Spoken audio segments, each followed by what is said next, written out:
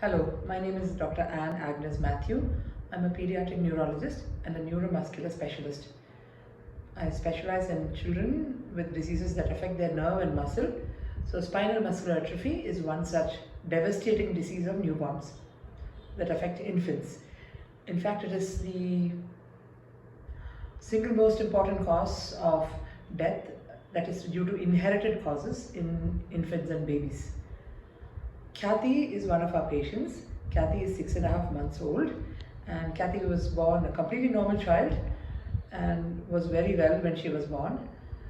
When she was about 3 months of age, parents noticed that her ability to kick was slightly less than before. So as they had concerns, they took her to a doctor who unfortunately diagnosed that she has this rare disease called as SMA, Spinal Muscular Atrophy. Can you tell us what is SMA?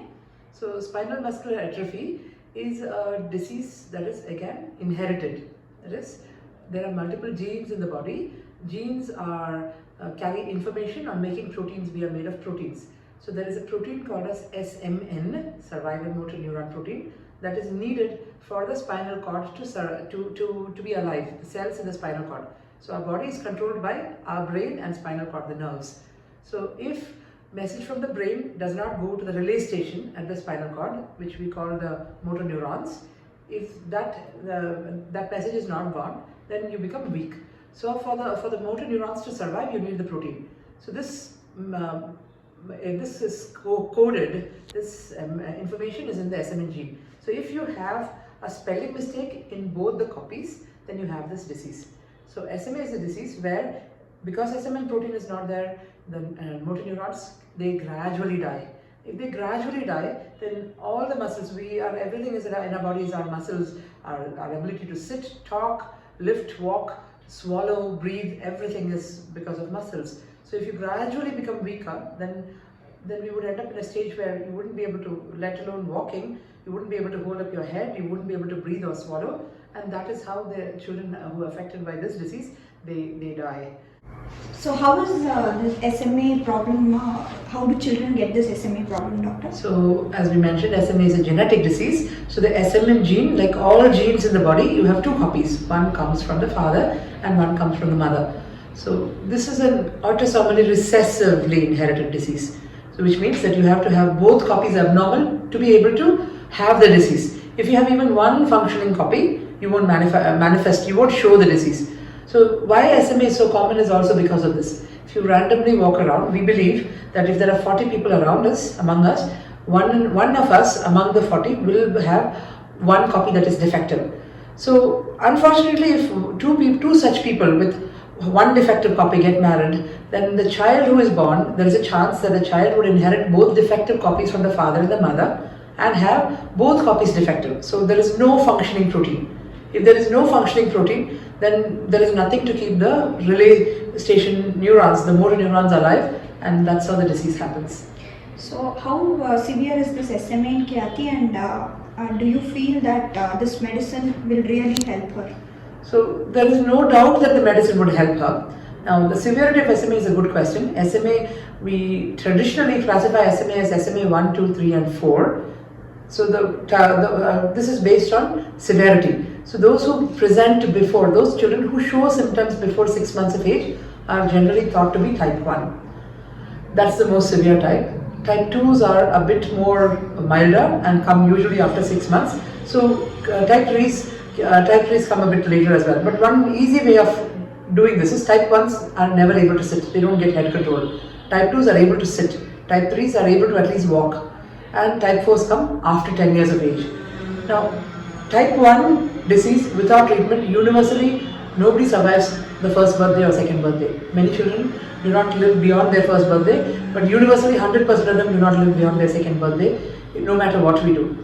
Now, this was a death sentence for everybody before 2016. Since then, medicines have started coming, and this new medicine. So we understand that Khyati should, if she gets this medicine early, it will be very helpful for her. That is right. Khyati is still very, very young. She's only 6.5 months. She has until 2 years to get it, but the longer she goes without it, the worse off it is. So if she can get the medicine as soon as possible, she will improve. And she will improve whether she gets it at 6.5 or at 22 months.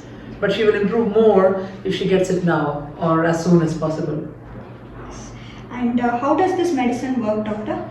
So this medicine is an interesting piece of technology. It's a revolutionary medicine wherein what we do is, because the gene is defective, the protein is not happening, so the cells are dying for lack of protein. The cells are in the spinal cord, you can't give the protein. So instead what you do is, you give the code that makes this protein into the human body.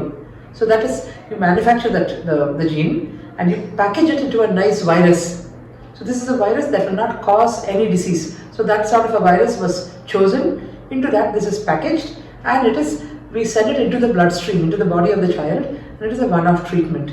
So once it goes to all the cells, and then from there the gene becomes active, the gene remains inside the cell, and the gene continues to live in the body, and it keeps making the protein, and that is a very elegant way of curing it.